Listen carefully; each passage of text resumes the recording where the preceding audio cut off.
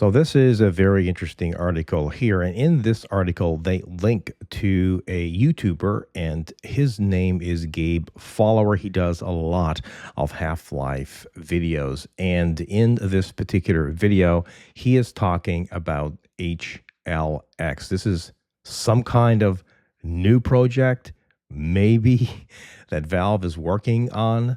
So that is very interesting, and let's dive into this now. This is nothing new, but Valve have used family members in the past to playtest their games, and that kind of makes sense because if you trust your family members, then you can keep things under wrap. You can keep things secretive, or maybe that's the hope, by using family members to playtest games like this. I mean, Half-Life, well, it was one of the most amazing games ever created, and every subsequent game, to be honest, from there, although I didn't play Half-Life Alyx, was absolutely amazing.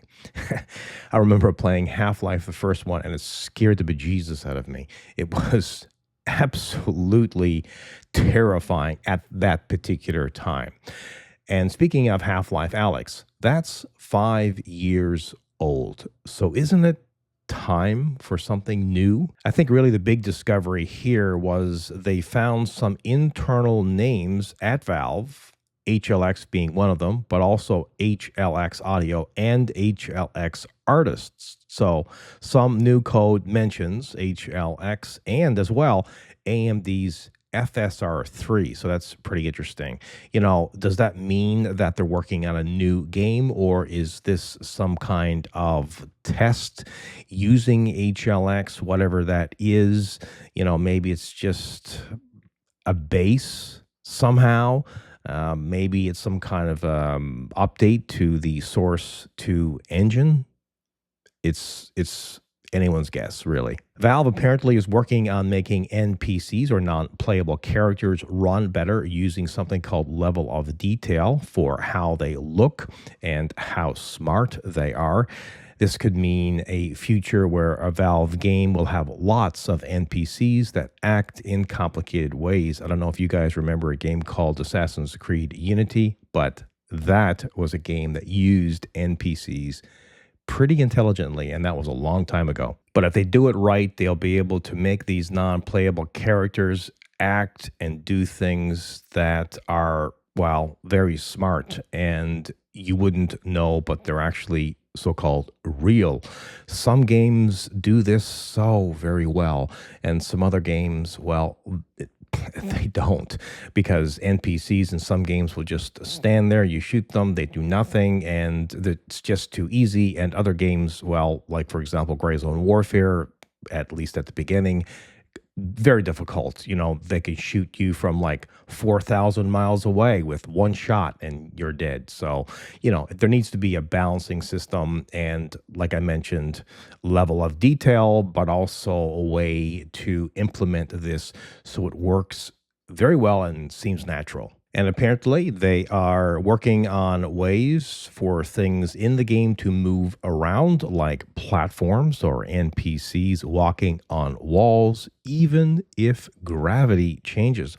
They're making breakable objects look better and improving how hair looks and moves with the wind. This is all very natural stuff, right? So the wind, I guess, will be able to blow objects around, and they're also talking about implementing fog in some kind of intelligent way, as well as bloom effects will look amazing. Now, in this video here as well, Gabe Follower talks about how Valve tests their games. I mentioned this at the beginning about using family members, but first, the people making it, well, they test it.